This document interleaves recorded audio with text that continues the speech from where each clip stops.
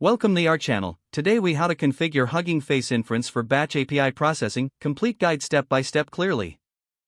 To configure Hugging Face Inference for batch API processing, start by ensuring you have a Hugging Face account. Log into your Hugging Face account or create a new one if you don't have one already. Navigate to the Hugging Face website and access the Inference API section.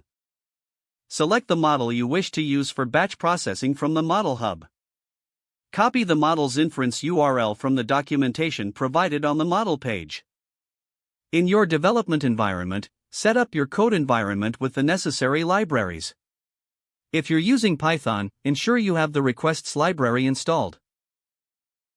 Use pip to install the requests library if you have not done so by running the command pip install requests.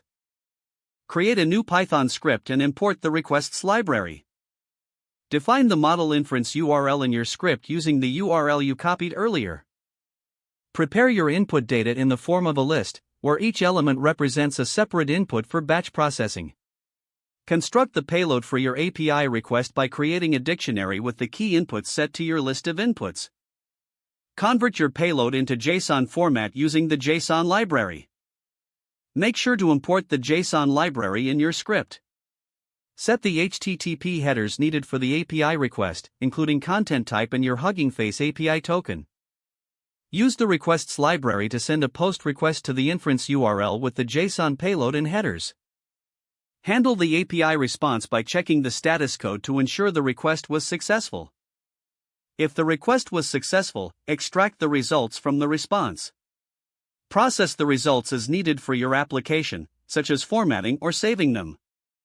Test your implementation with multiple input sets to ensure everything works smoothly.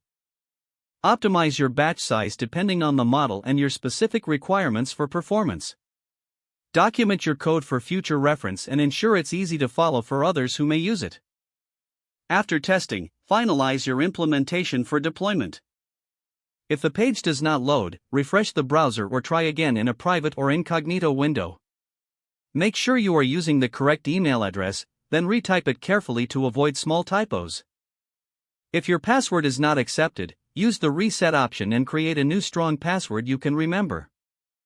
Check your spam folder for verification or security emails, then complete any requested confirmation steps.